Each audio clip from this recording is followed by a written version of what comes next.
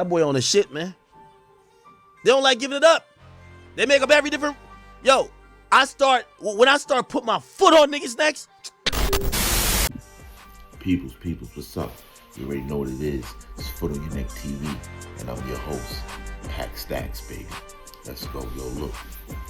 This is a ill subject. Happy New Year again, the beginning of the new year. You heard? But this subject is crazy. It's one of my favorite subjects. It's a hip-hop subject. Yeah. People are telling this guy over here said he was touring with Ludacris and couldn't take the demons no more. He couldn't do it. He said, I'm done. I was on tour doing my thing. Couldn't getting girls, getting everything. Take a listen. They sit us down and say, hey, Ludacris want to fly y'all out to his house. Me and my boy, we get to screaming like some females. I didn't process none of the stuff. I went from one extreme to another extreme, and there is no God. I'm on tour with Ludacris for 5 years. I'm going to intervene every now and again. That is scary, bro. Yo, there's thoughts in my brain that says, you don't really want to be out here living without God, bro, on your side. You don't want that empty chain and jewelry and your soul gone, and only thing you got to do is go to Instagram and show people your car, man. Whew. Yo, look. The hairs are standing up on my arms. You can't see it because I got the jacket on. Yo, that's spooky, bro. Yo. There's a lot of people go through a lot of things in their life. And they sit in problems, money, financial, wanting to do stuff for your mama, your daddy, your kids, your nieces, your nephews, yourself, you know? And a lot of people get to the breaking point, they can't take it no more. They're willing to do whatever it takes to take that pain away. Not knowing they introducing a whole new pain that's on a whole nother level. If you couldn't take that pain, bro, it's something in me don't want money that bad, yo. It's something in me that, yo, look. I'm gonna tell y'all something. You're always fighting. There's only one fight out here. You and you. Remember that. I ain't gonna get that.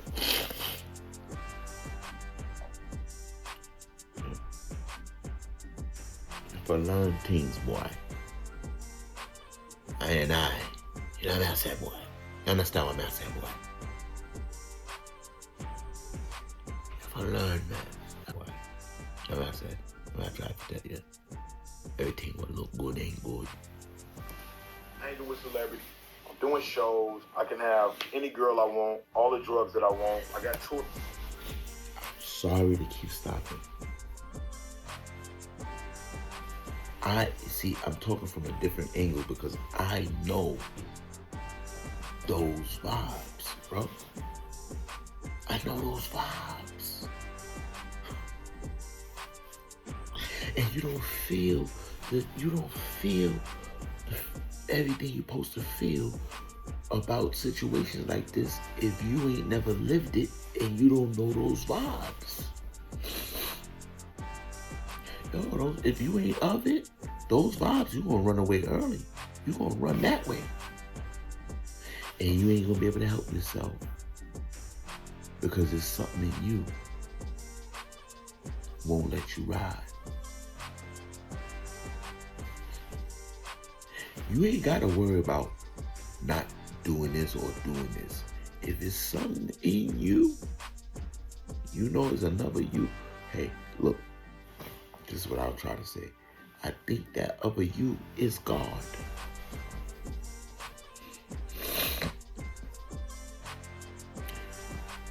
And some people got God in them to where they can't even execute certain things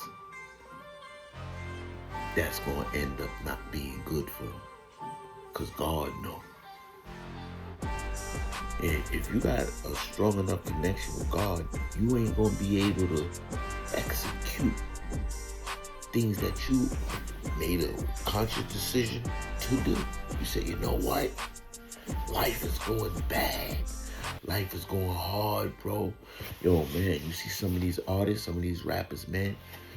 I don't judge nobody, and I don't blame nobody. You talk about hard living. Some of these guys that sold their soul to hip hop or whatever to get a better life, to show you that diamond ring, that was everything for them, bro. To do something for their mama, buy that little bicycle for their nephew. Remember, his was his nephew's birthday. Some of them got kids they never could do nothing for, man. It's a hard world. And if you living somewhere where your options is low on how to get money, you suffering, bro. See, it's all where you place that. Musical chairs is all, what spot are you at? Are you somewhere where people get money easy? Are you somewhere where people get money hard? All these things play a factor in whether or not you're easy enough to sell your soul, or you're easy enough to go with a couple of dollars for something. And nowadays, niggas is selling their soul and ain't getting nothing. What are you talking about? They selling these the negotiations like a contract. What did you negotiate to? You negotiated to a couple cars, some outfits, a little bit of money. Ain't really nothing popping. You sold for cheap. Okay, so you heard Kanye West. He sold his soul for a record deal. It was a cheap deal. He sold it, came with a couple cars and rings and jewelry like a Happy Meal.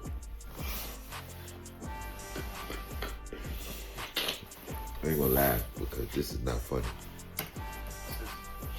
But I don't have God. No one talks about God.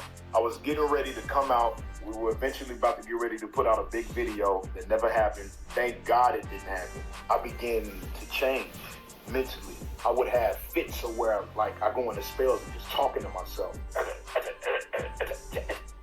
I'll be doing, and I come back like, what the? And then I go right back into it again. I lay back and I hear like laughter, and it's nobody in the house. Now I'm absolutely spooked by hearing this. I'm spooked. I don't want all that. I just want to make music, man. Where's the rappers and the people that's making music?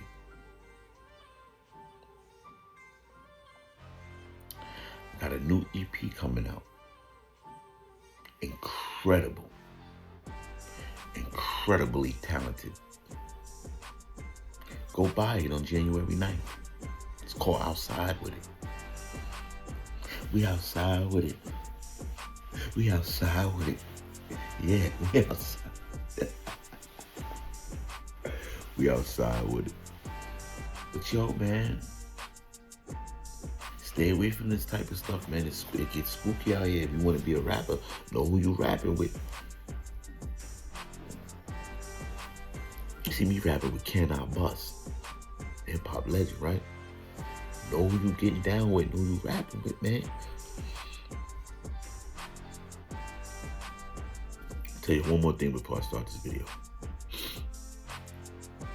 Things you never seen before, never heard, you're about to see on this internet. And I just want to let y'all know, you ain't seen nothing yet. Straight from a hip-hop rapper.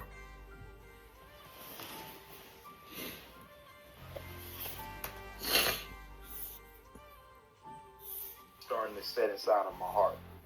and I'm stuck just like this.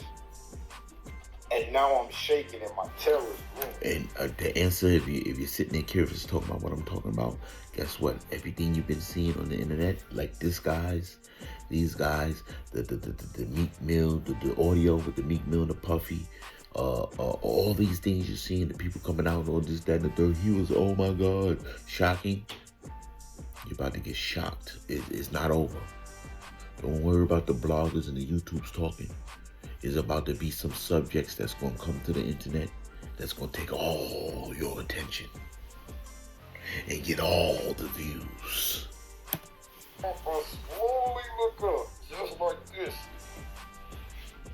And it's a 9-foot shadow standing over me with a big grin, like super psychotic.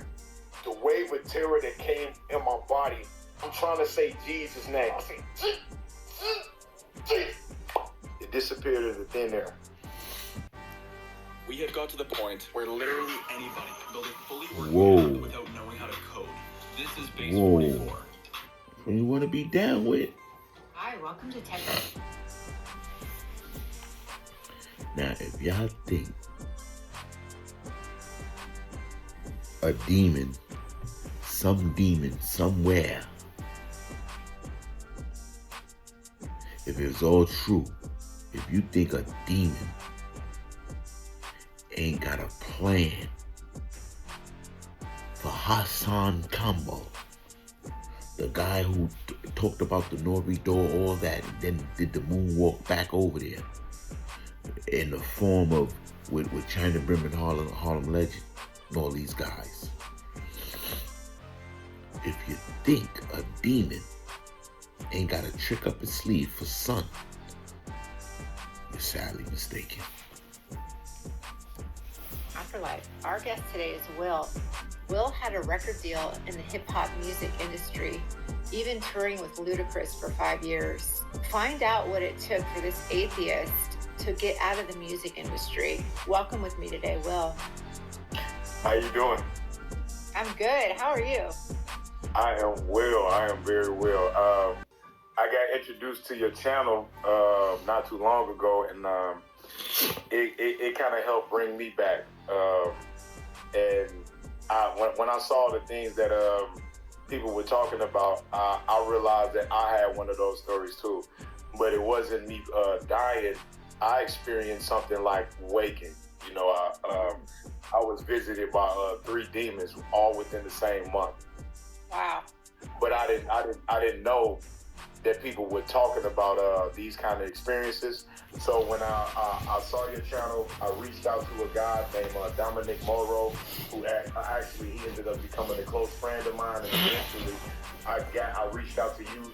God put it on my spirit to reach out to you to tell part of my story. I felt like I was hoping.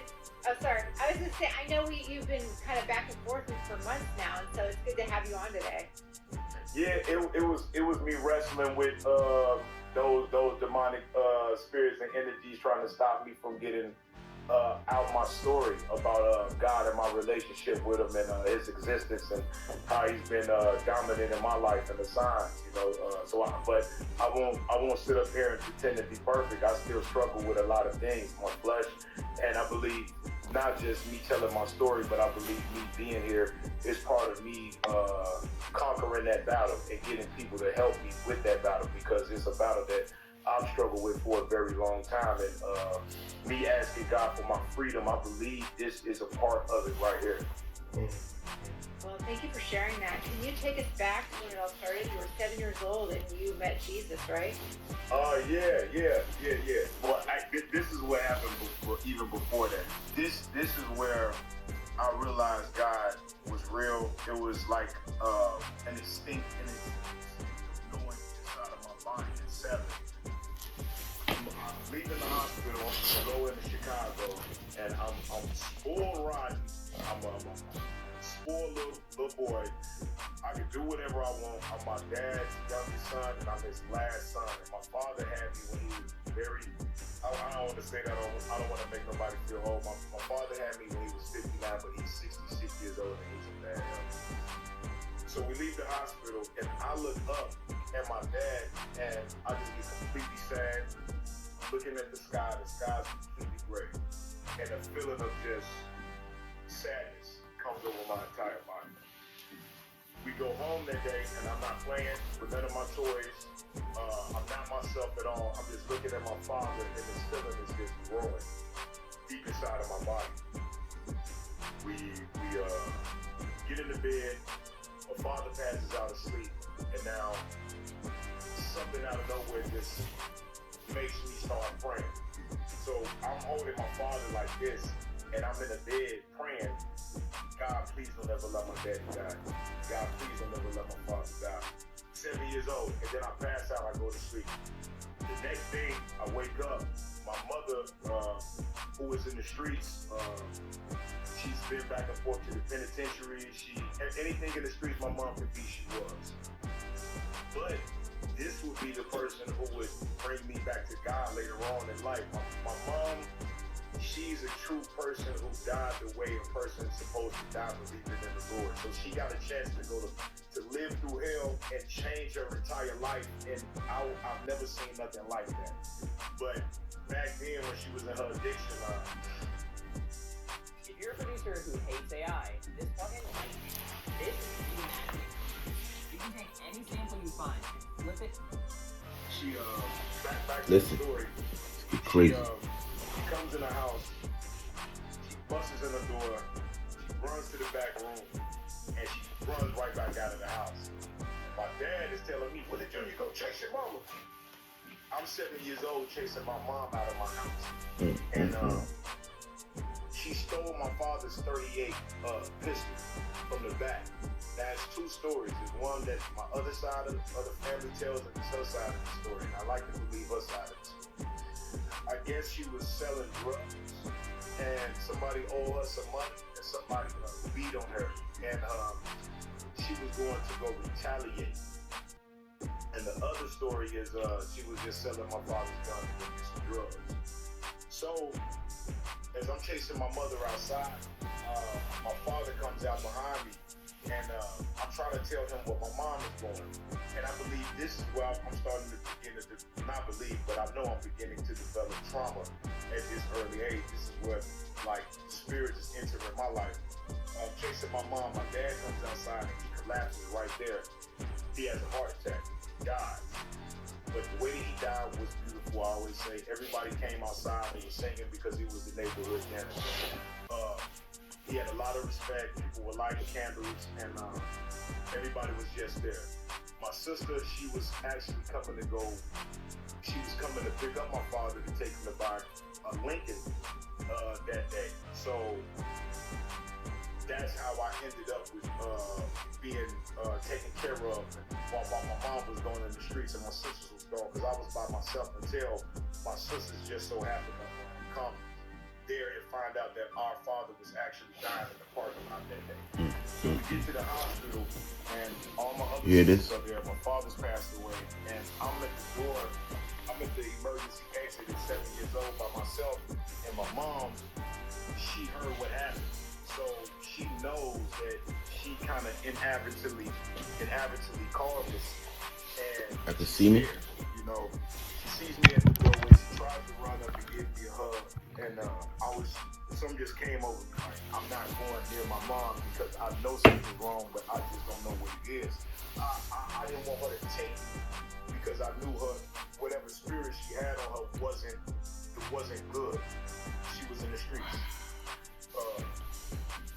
So she just looked at me, and then that was the last time that I saw her for a lot of years. That night, I realized that God was real, because when I sat down and I contemplated, I was at 7 years old. It was like my consciousness was just mature when it came to me understanding what had happened. And I knew God sent me that feeling. I don't know if you call it a premonition or what it was, but I understood that I knew that my father was about to die the day before he died. And I knew exactly where that feeling came from. It was like I just knew. There was no sign of my father being sick.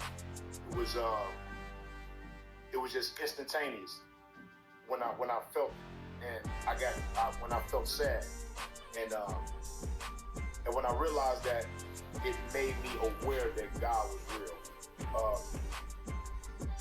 And what's funny is that my brother, I was told that when he found out our father was dying, he began to pray, and God didn't answer his prayer, and that deterred him away from believing in God. But me, a lot of people always ask me, "Oh, why don't you believe in God if you pray for him to live?" And he didn't answer your prayer. And I already know that God doesn't work like that, the way that we want him to work. Just because we asked for something, I wasn't reading them.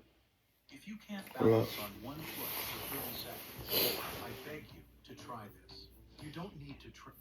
Bible, I know why I didn't want to believe in Jesus, and I believe a lot of people. I come back to Chicago after living with my brother. I stay with my sister. I get kicked out for being a kid, being a boy. Being a boy, it wasn't bad, but I was being a boy. I move. I stay with my grandma. No, I stay with my sister. I get expelled from high school, 9th grade year, because I ended up fighting one of the teachers. But one of the teachers, he was out of control. I was defending myself. I was still writing. I was still making music, and I would meet the people that I would end up getting my record deal with Ludacris when I moved with my sister. So I was still writing. I got expelled from school. I went to go stay with my grandma. Whole entire school year, I'm doing terrible. But I would fall in love with the rapper Tupac Shakur, and I'm listening to him at the age of 15. And Tupac Shakur was the only person that ever made me feel like I had somebody with me on the planet. Like, his music would just touch my soul, and I wanted to write like that guy, because it was worldly, it was from the heart, and I don't mean worldly as in mundane, talking about material. It was like real. It was spiritual, and I felt like I wasn't alone. So I stay with my grandma. I'm still writing. I go to boot camp. I go to military school. I graduate, and I'm getting ready to go to the Marines. That was my goal. So graduation day, my mom, as soon as I get off the bus, she asks me. Now, she's still in her addiction, so I don't want nobody to develop this view of her like we went through everything so we can have the relationship we had when she died, because I've never seen somebody go through what my mom has gone through and die the person she was. She died,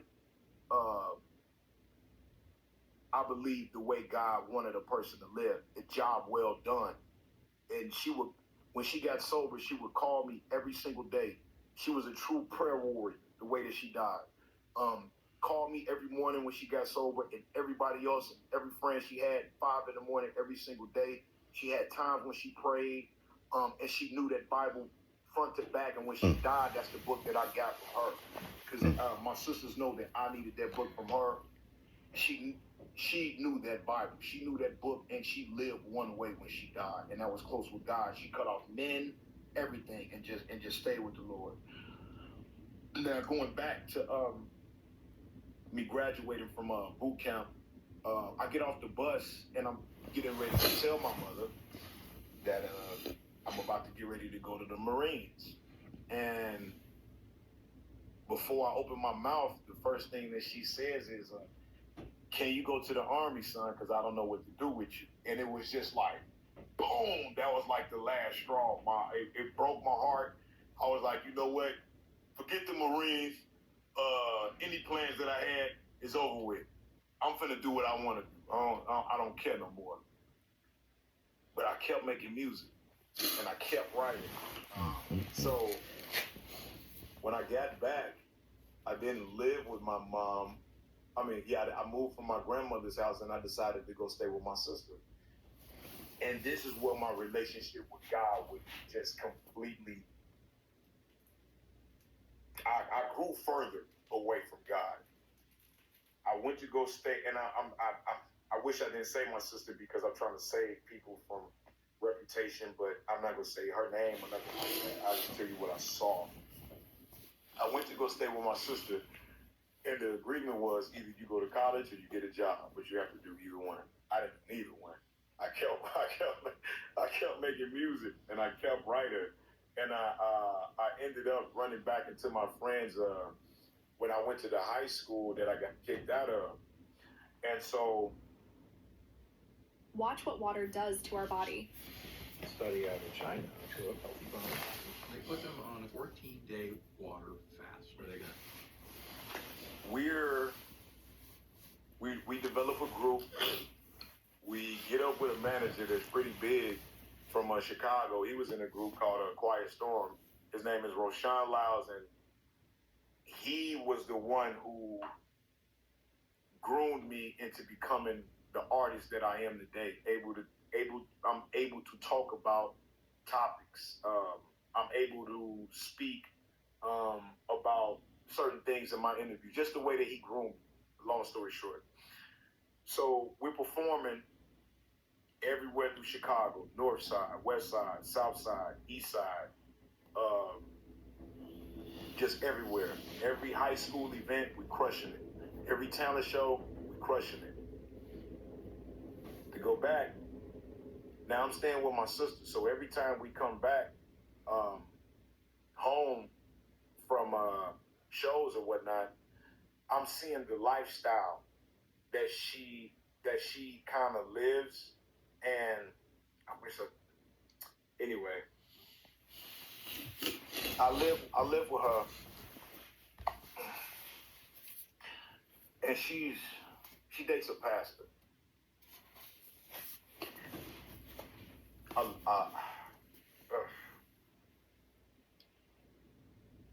The way he preached and what I saw him preach wasn't the way that he lived. Oh. Oh. Oh. I hope y'all hearing. I hope y'all hearing out here. Because there's a whole lot of people on this internet doing a lot of talking that don't match the way they rock.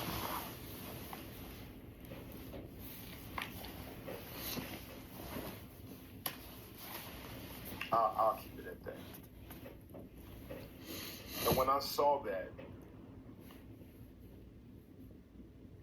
it made me messed you up. Know that God cannot be the way. Because I saw the contradictions. I saw the man, but I didn't see the word. I didn't know. Nobody ever really came to me with the truth. What is people following? And that was that was the are we leading following, person that man? was supposed to be telling and living in the truth. I'm making y'all a What I suggestion, saw, man. it just completely separated me from Something like that will separate you from God, bro. Looking at the reverend, the pastor. But this is why I tell you, don't look at no pastor. Yo, man, you know how many women, this is a whole nother conversation, man. Women and men looking at and still in 2025, you got people worshiping the pastor, worshiping the piece of crap pastor. Bro, imagine, y'all remember how it used to be 20, 40? Yeah, imagine back in the days. You remember the pastor was Jesus himself, damn near. Facts. Rapper power. Get out of here. Yo, look, rappers ain't no rapper you know ever had power like them back in the days pastors. The whole front row was his bitches. The whole front row of married women was his bitches. Yeah. What are you talking about right now? Crazy. Be careful. Look, All that other stuff, don't worry about it. This is my new thing. Be careful.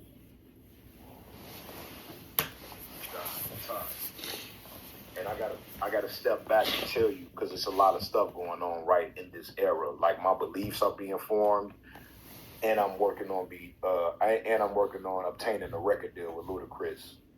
There's a lot of stuff going on. So If you feel like your brain craves pleasure from lust just as much as it craves being a man of integrity, it's probably no.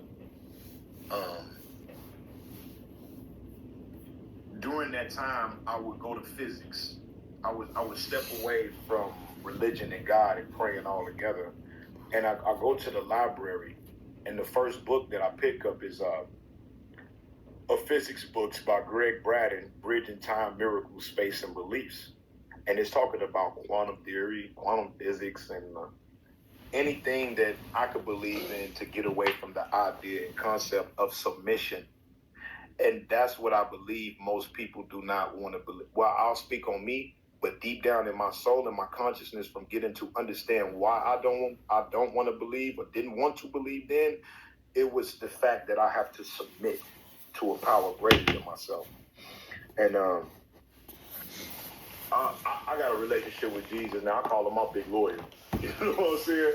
Like, I get it now. I get the levels of it. You know what I'm saying? Why would I think that I'm righteous enough? Okay, anyway. So I'm stepping away from. Pay attention, y'all. I'm stepping away from God altogether. I'm doing the music. We do a talent show in Joliet, Illinois. We sit down, we get a phone call. My managers hand me the phone, and they like, no, they didn't hand me the phone yet. They sit us down. They say, hey, Ludacris want to fly y'all out to his house. I'm not believing it.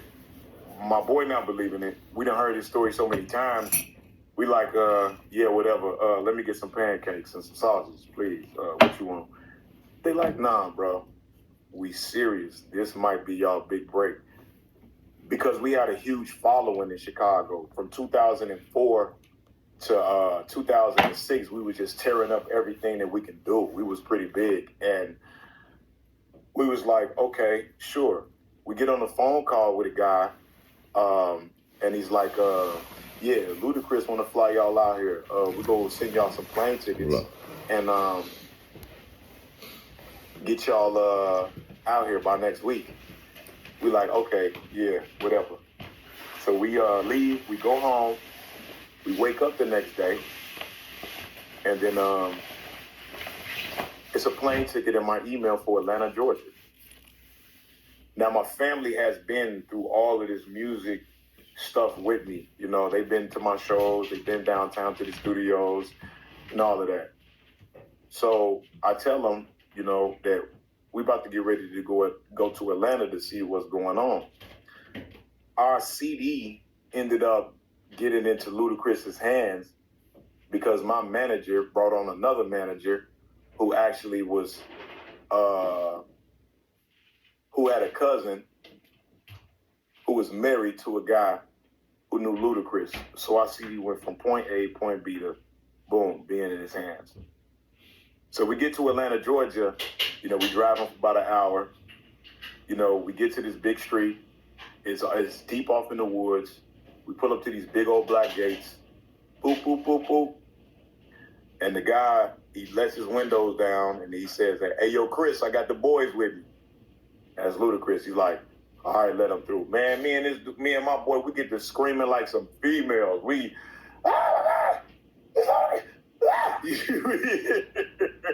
we going crazy. And then we open up, the gates open up, and then we go down the driveway, and it's a 2-story mansion. It's a pretty big mansion, whatever it is. His sign is in the street. His record company statues in the yard, all that type of stuff. We go around through the back. We get out the car. We go in the house, and Ludacris is in the kitchen. making a peanut butter and jelly sandwich like it ain't nothing. So that's kind of that's it. That's like where everything started.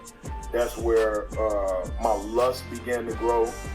That's where my alcohol addiction will begin to grow. My drug addictions will begin to grow. Everything that was harboring from like the early childhood trauma, it would begin to like destroy me in a way, like my character, my behavior, because I didn't process none of the stuff. I went from one extreme to another extreme, and there is no God. You know what I'm saying, in the equation. And I can even go back and tell you, when I denounced God, there was a coldness that came over my body. When I said God isn't real, God doesn't exist. And when I told you earlier that my brother, he stopped believing in God, became an agnostic or whatever that is. He was actually trying to help me not to believe in God when I was seeking ways to not believe in God. And when I said out loud that God isn't real, I felt a detachment. Do you want to know where to invest $1,000 right now? Well, forget about AI, quantum computing, electric vehicles, cryptocurrencies, or robotics. A little-known technology is projected He said he to become felt a roughly detachment. 10 times Listen. bigger than all of these technologies combined. The World Economic... Listen, pay attention. Love, joy, emotions, and stuff Look like at that. I became very cold. Look. But then I would go back to reach out for like new age principles and stuff like that. So I'm on tour with Ludacris for 5 years. I really don't know where to go with this part right here. I'm hanging with celebrities. I'm doing shows. I can have any girl I want, all the drugs that I want. I got tour buses, but I don't have God. And one thing that I do notice from being in the music industry at that time, no one talks about God. I was getting ready to come out. We were eventually about to get ready to put out a big video that never happened. Thank God it didn't happen. You see all the wicked stuff that's coming out now about the music industry. And God works in mysterious ways. And at the time, it destroyed me that we didn't come out and we walked away from our record deal. So I'm gonna make a long story short about that too, because I can talk about that for days about being in the music industry. So let me zero in on what I'm trying to say. We touring, we doing everything.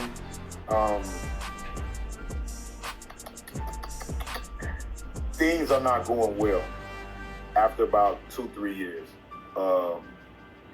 And things started to slow up around the 4th and the 5th year. We asked for our release from Disturbing the Peace, Def Jam, and Ludacris, who's a very swell guy. He's cool. He's a good guy. He grants us our release, and we had people around us who didn't have our best interest in mind, and it was destroyed because of our youngness, how young we were, and our lack of wisdom and understanding, like what we controlled and what we didn't control, you know. And I was in a complete state of fear during the end of my career because of the things that I'm dealing with. I'm dealing with pornography, I'm dealing with drugs, I'm dealing with lust. I'm talking to women twice my age, like my mind is wrapped up in everything worldly. And so we end up walking away from the record deal after about 4 or 5 years. And now this is where the real trauma begins to set in. I get into a relationship and I have children. And I didn't process the fact that for the last 5 years of my life, I'm hanging around celebrities. I'm with Vin Diesel and all these other people from the Fast and Furious cast, and I'm with Kevin Hart, talking to Kevin Hart on the show, and now I'm watching him on TV and not knowing the internal things that's going on, like, because I never knew how to process my emotions. I'm not knowing, like, this is very bad. This is a very bad feeling that I had. Knowing that I was just with these guys and now I'm working at a regular job, pretending to be somebody that I'm not, and I did it for a long time. I'm an artist.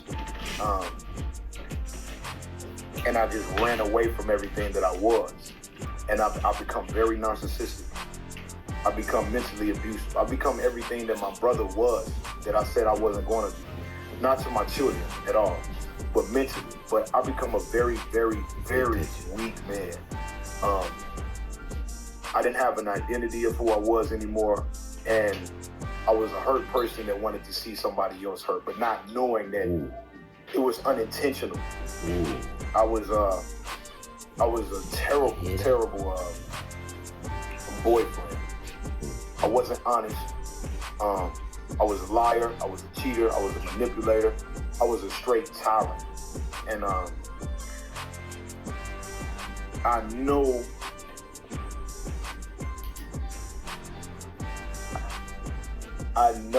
that I didn't want to be in a relationship, but after I had my children, I knew I had to stay for my children. But I was so weak, to be honest. And this is something that I had to go through in order to learn, because I never seen it before. I never seen men being honest. I didn't grow up around strong men. God had to send me through the things that I had to go through in order to learn how to become the type of person that I'm becoming right now. To tell the truth, to be alone. And that's why I ended up being. I got real isolated. God isolated me from everything and everyone. So I could get to know him and hear his voice and let him work through me. And my mom used to always tell me this right before she died. She said, God is going to get your attention one of two ways. Either flat out on your back, or you standing straight up looking for him.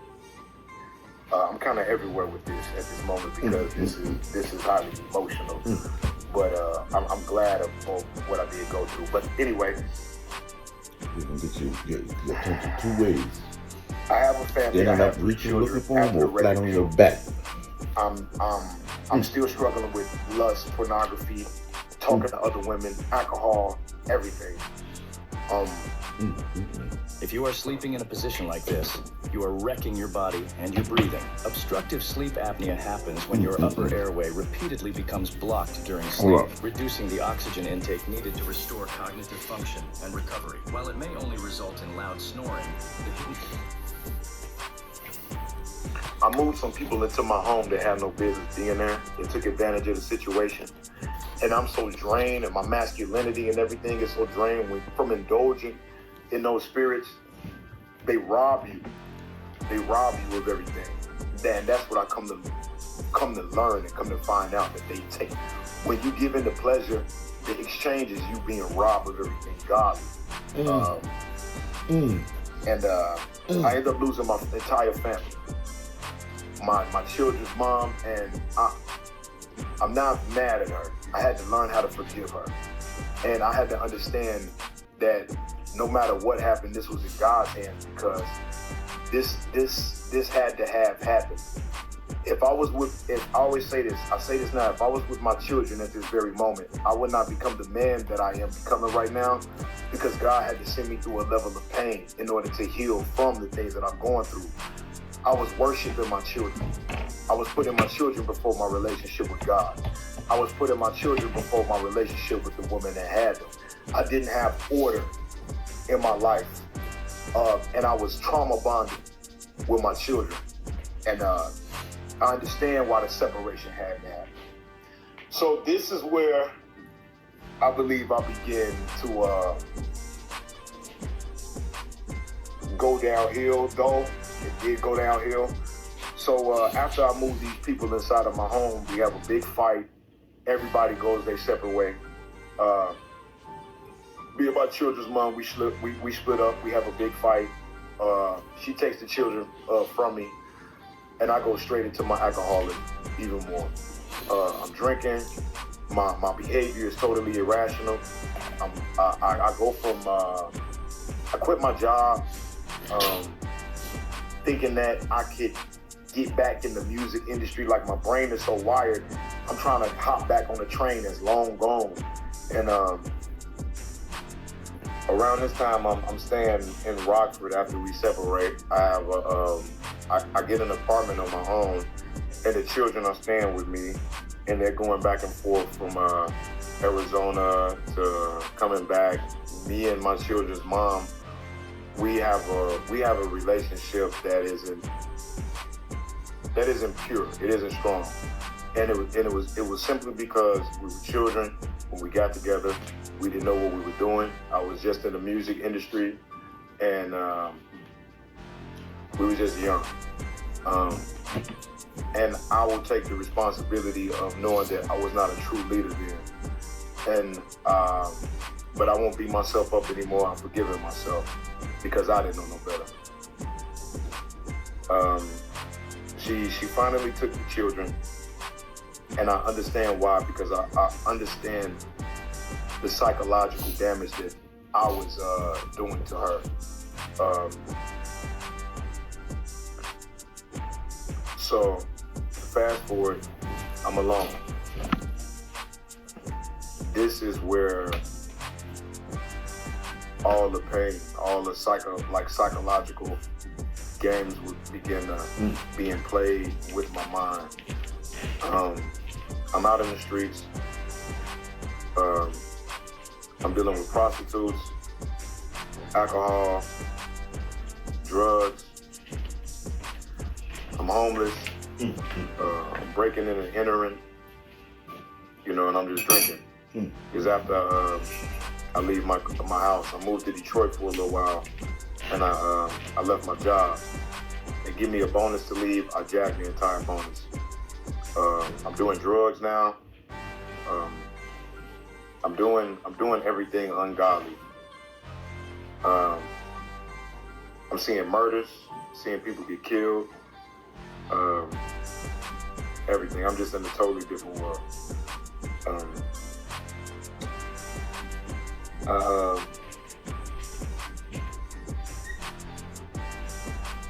I end up burying my brother a couple years. I mean, not a couple years back, but this, let's just say this cycle is constantly going on for the last 3 years. It's drugs, sex, and alcohol, and me being homeless. I'm living in the back of my car.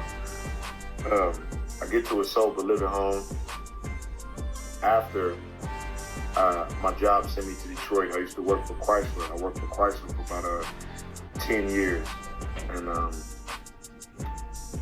they transferred me to Detroit. So I'm drinking every day. I'm almost drinking myself to death. I'm just drinking. That's all I'm doing, is drinking, because I don't know I'm suffering from a spiritual condition. I go to rehab. I get kicked out of the rehab because I'm drinking, but I end up getting a job at Amazon. I get fired from the job from Amazon because my ego and alcoholism. Now this is getting closer to my spiritual account, my demonic account that brought me back and woke me up. And I'm just trying to get to it because this whole area is just wild. So I ended up living in Imagine being able to build an app with your name on it, just by thinking about it. Meet Base 44, a complete AI creation platform. Describe what you want, and watch it take shape. You can plan, customize, and expand in any direction. From tools built for one, to platforms ready for many. From passion projects to enterprise-grade systems. Everything is built in and ready to launch. It's a new world of creation, where you can go as far as your imagination takes you. Can you imagine it? Let's make your dream a reality right now.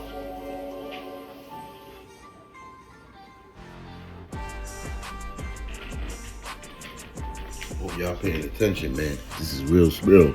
At Stelling Nissan, You you'll heard? take your ride to new heights. Unleash the power of choice with our amazing selection and incredible Listening deals. to these people, Stop man, by Stelling Nissan trying to today. help somebody out there before they make the wrong decision. I'm and driving. regret it forever. Work.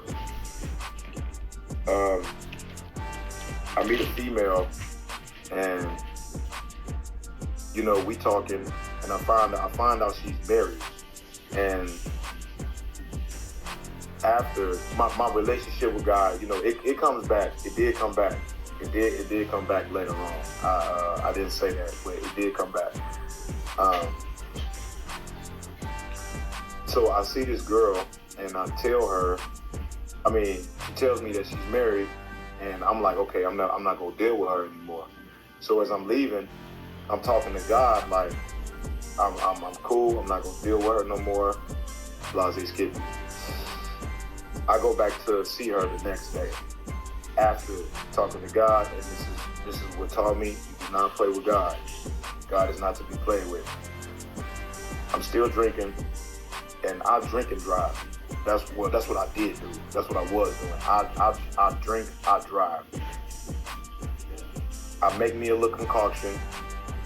I go see her. I get on the E-way. As soon as I get on the E-way, I wake up just like this. I look to my right. Police is all right there. Ambulances is right there. And I'm on the E-way, and the whole front end total. On the whole front end of my car, completely total. I don't have a seatbelt on, nothing. But what I did have was years and years and years of my mother praying for me. She used to always say this. The only thing I had was her obituary and on the dashboard.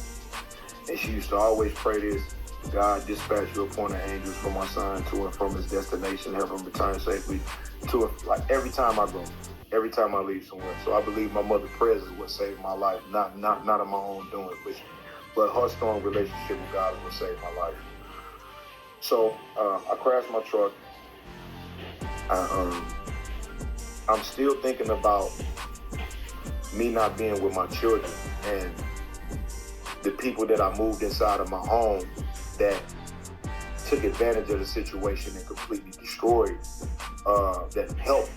they helped destroy my family, because it wasn't until me looking out for somebody else, it wasn't until that point where I didn't have my family anymore. And so I'm thinking about harming them. This is where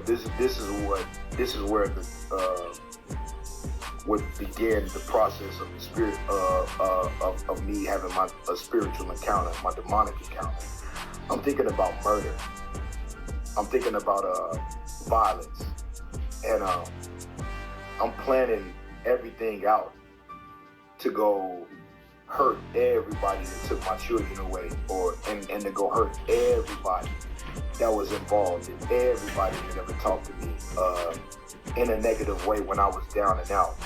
And I planned it so well that I believed in my heart the devil was going to allow me to get away with it, because how it just seemed different the way that I was planning to go hurt everybody. And with that level of violence in my heart, I began to change mentally, and I would have fits of where like I go into spells of just talking to myself, like just straight chatter. I'll be doing, and I come back like, what the? And then I go right back into it again, just heat, just anger, rage, wrath, like pure wrath. I begin to harbor that, and after I have my car wrecked, I get stuck in a hotel for a couple months. After being in the hotel, I'm still in Joliet. I ended up reaching out to a friend because I needed a place to stay because I lost my job and I didn't have nowhere to go. So I'm staying there, and this is where I would have my demonic encounters. I'm drinking every day. I'm still struggling with lust, fantasy, flesh, everything.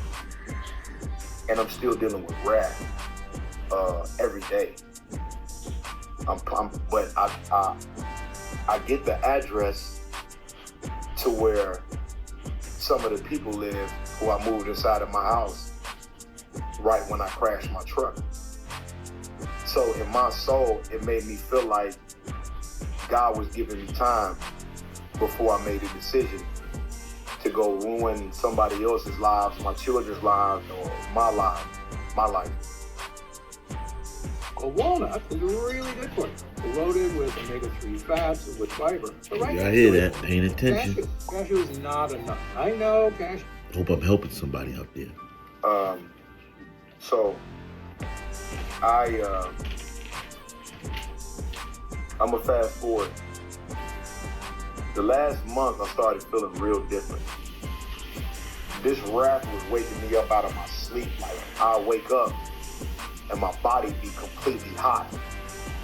And these people will all be on my mind. I tried to go to sleep. I started trying to go to sleep. I lay back and I heard ha, ha, ha, like laughter. And it's nobody in the house. Now fear is starting to set inside of my heart.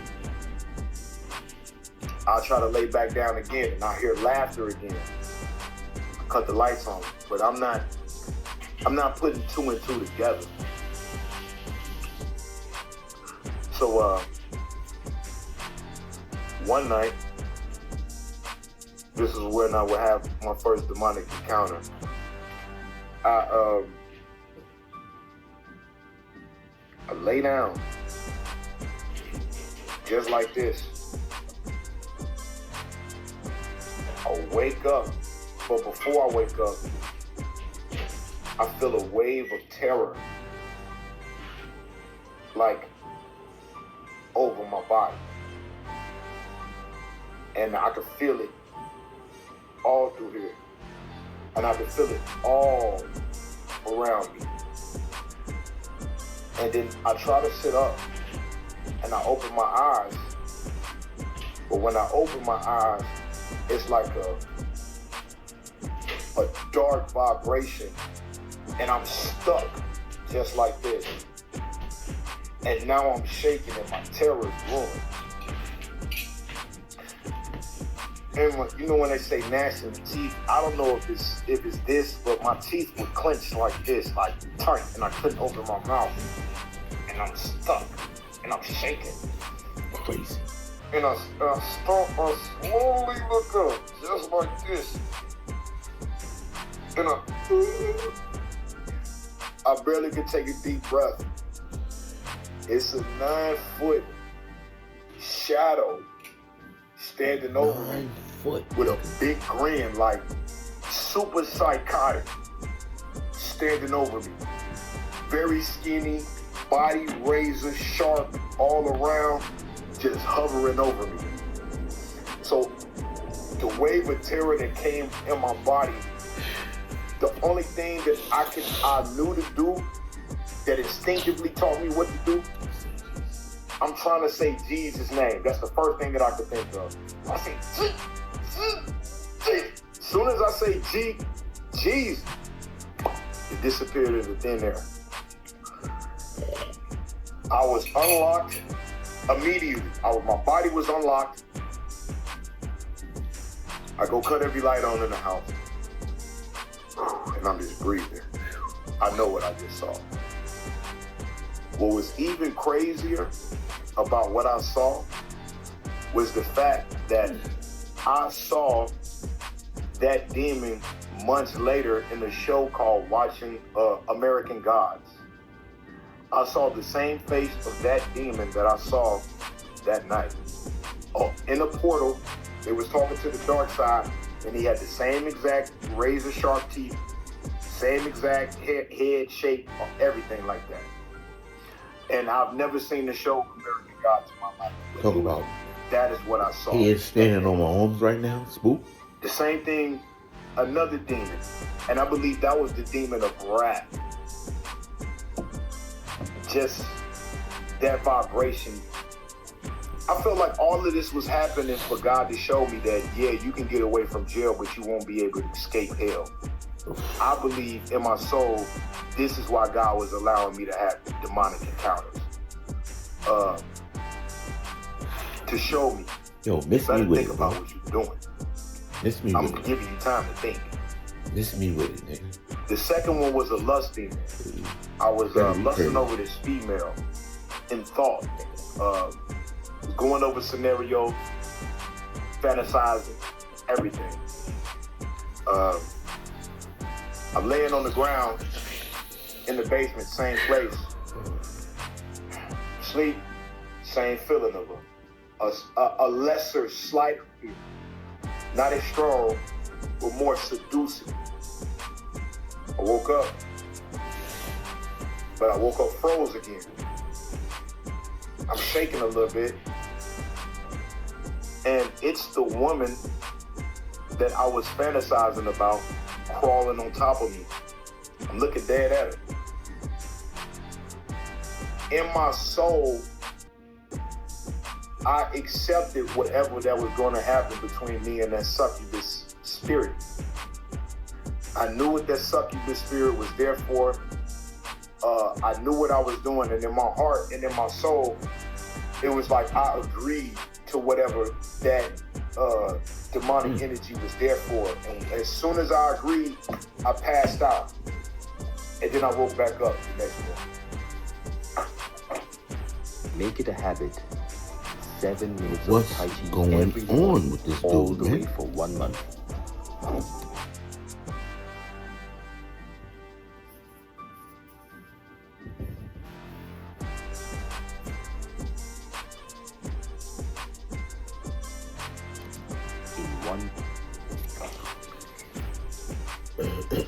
And the third demonic encounter that I had, this is all in the same month. All happened with me being frozen. And in the same spot. There was no fear. I woke up. I was asleep, of course. I woke up froze again. But I can move. I look to my left again, and there's just like a shadow, a smoke. And it looks at me, it gets up, and it walks off. I didn't know what it was, and I prayed on it. And God told me that the third spirit was a monitoring spirit. I was just being watched, and I've been being watched for a very long time because of what I believe I have to do, what God is putting over my life to do. And I've had a lot of stuff trying to block me from doing what I have to do. But the third spirit was a monitoring spirit. After that, I almost died from my alcoholism. The night I almost died, and I'm contemplating how close to death I was. I said I had to move because everybody around me was drinking, and I had enough. I moved. I called somebody to get into a sober living home. Thank God. And I got sober. Started to pray again. After seeing those demons, it made me realize how much I wasn't doing. I wasn't praying. But when I started to pray, the level of peace, thank you, God, that began to come back into my life. The amount of mental clarity and focus began to increase in my life. The understandings and the safety began to show up in my life. Without nothing, God began to start making ways for me to, like, abundance. I began seeing abundance because I was genuinely, and I am genuinely seeking God. The mental confusion began to fall from me. My relationship with other people started to grow. My self-esteem started to come back, and my confidence started to come back because I wasn't relying on vain things anymore. Real grown man talk. He put me back in touch with the people I needed to be in contact with when it came to music and business. Right. Right.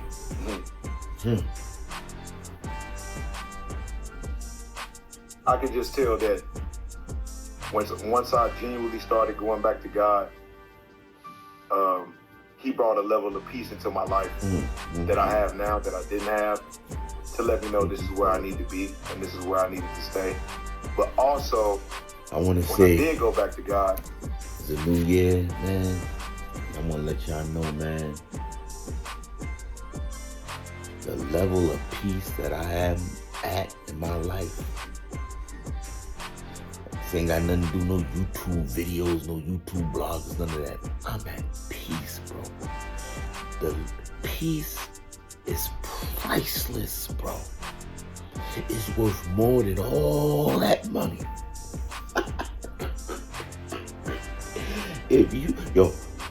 I pray for peace for you people out there for the new year. Even the people I talk about on Instagram, YouTube, I pray for everybody's peace, man. Because there's a lot of us out here pretending to be peaceful or have peace. And that's the furthest thing from the truth. I just want to let you know that. You just know you got peace of mind and you can live your life, man. You blessed. You blessed. And it's none of these other people you blessed. I went back to the Bible for an authentic reason. Make it a habit. A 10-minute AI routine every morning. You'll be unrecognizable by Christmas. You in? So this is how I became the most dangerous person in the room. One habit changed everything. And it is to obtain wisdom, but it's to work on the flesh and have that understanding. And I have a platform where I can talk about the things that Jesus is showing me, and like my relationship with God. Like I always tell people, everybody's relationship with God and Jesus is not the same. When my relationship with Jesus, he like a big homie to me, but I respect him at the same time too. Like, cause I'm kind of tough, and I've been around tough things, and I know Jesus is a tough man. He's not what everybody else trying to. Okay, look, my people from the hood, okay, so they got a concept that Jesus can't relate to them when Jesus can go anywhere in the world and relate to anybody. He can understand the criminal. He can understand the prostitute. He can understand every single body, you know, and so. I think I love that. He does. He speaks to us right where you need and who he is to you. And, you know, I think about in the Bible, it talks about he chastens the ones he loves. He loves you that much. And I think about when you were, 7 and you had that vision, he was, would you say smacking you upside the head? Yeah, like, come on, man, wake up. Yeah. Let me tell you. He knew that, he knows your whole life. Yo, he knows your whole life. Every single second of it, bro. You know, all them times when it was just you, he knows everything, bro. And I just want to add real quick. If you looking at this video and you out looking at it and you get to the end part, like where they reach right now, and you see her talking, and you heard the story, and you hear him talking about God and everything, if you don't feel a feeling of strength, a feeling of gratefulness, a feeling of happiness, a feeling of love, yo, if you don't feel charged up just by simply listening to this, go say some prayers to God and tell God to get closer to you. Because right now, I feel it coming through my pores, bro. Yo, look, let me tell you something. Yo, I'm gonna tell you, I'm gonna keep it a bean with you, bro. If you anything like me anyway, if you something else, if you but you gotta remember, so everybody's not the same. Some people are of other things. Some people are of other things. And it's not good things. So if you are bad things, you can go over it, you can rock with anything. I can't do that. I need peace. I need love. I need God. I need that. I need my frame of mind. I need my guidance, bro. That's one of the real words I want to look for. I need my guidance, bro. Guide me away from around that corner that God sees what's around the corner and made me go the other way. I need my guidance, bro. My guidance is what's got me right here still chilling all these years doing everything I'm doing, bro. I need my guidance. So you go do whatever you're going to do for the little bit of ring and a chain and a car and a house and all this and horse. Guess what? Your guidance is going to be gone, Jack. And when your guidance is gone, I don't care what kind of ride you riding. That brick wall is waiting for you. Okay? I hope I'm helping somebody. Okay? You know what? It's the mayor. Another fucking bing bang. Watch me finesse this shit. Never in my life did I respect a bitch. I'm too busy watching these checks to get. You might fuck around, watch your head get split. This shit comes effortless. You cried when you met Ellen DeGeneres. You've been playing lotto for years and never hit. That means you a bozo, a degenerate. Better yet, I'm at a plateau that you can never get. Fat soul or dead your shit. Fuck your life, here's your membership. I'll smack your fucking jaw to Connecticut. Felonies, I'm a predicate. You thought your pops was the man, then they wrecked this shit. An army is what you better get. I'm not someone you should bet against. So say goodnight, say goodnight. Say goodnight, say goodnight. In case you forgot, in case you might forget. It's still fuck your life. I pull my dick out and stick it right in your mother's mouth. And if she bite the tip, I punch her in her fucking mouth. Then I tell her she my spouse till we hit the couch. Then I spit inside her ass and make her fart it out. I make the bitch get fully dressed for no reason at all. Now take the fucking shit the fuck back off. She don't listen too good, she only suck good dick. I knew that bitch for 3 years, we only got one pick. Pops came around and said I'm doing her dirty. I said, Pop, shut the fuck up for you pop. You heard me? Said aight. I said, damn, you a pussy little nigga, a sissy little nigga, little wussy little nigga. That's how I know these niggas pussy and they can't get with me. Even made your pops watch while I tased your mom's titties. Now ain't nothing out the ordinary. That's regular shit when you a legend. This shit is deadly. So say goodnight, say goodnight. Say goodnight, say goodnight. In case you forgot, in case you might forget. It's still fuck your life, boy. Line you up in front of that axe pick. Put a backpack on you with the world's most powerful magnet. Pay for your father's sex change to put out that contract hit. And I won't even sign that contract, bitch. Shit tied blindfold so you can't run far. The trunk of the car, the 20-hour flight to Dakar. Mid-flight, rip open your chest and speak to your heart. When we get to the motherland, we gon' rape your moms. We grizzlies, the bare arms, you niggas share pom-poms. Think we gas missing you, nigga. Pull up to the Wawas. Wow. Manhunt for child. Answer the call of the wow with a smile. Probably dumpster dive in your mouth. Marco Polo come through with a bucket of Pollo Loco. Mamone met the man, cook that DC go-go. Say goodnight, tell me you love me. Pucker up, you look ugly in that bootleg Savage Fenty onesie. So say goodnight, say goodnight. Say goodnight, say goodnight. In case you forgot, in case you might forgot, boy. It's still fuck your life, boy. You know it's fuck your life when I pull out that hammer. I go to the bingo game to pistol whip your grandma. Get your baby mama smacked by your kids in the stroller. She used to getting beat up, you always trying to control her. Nigga, I get on the track and start bugging out. You pussy, your father should've nutted in your mother mouth. Real recognize real, that's why we ain't invite you. Nigga, your kids gon' grow up and be pussy just like you. Your man got shot, you ain't pick up that strap yet. I ain't hear about none of your ops getting clapped yet. He rolling over in his grave, he thought y'all was riding. Y'all ain't spinning nobody block, y'all in the lobby hiding. Y'all niggas don't want no smoke, cause y'all keep getting smoked. Honestly, I can't afford to go to war, y'all niggas broke. The Mexicans got me lit, I get it for the Lolo. Fuck your life if y'all beefing, we riding with Marco Polo. So say goodnight, say goodnight. Say goodnight, say goodnight.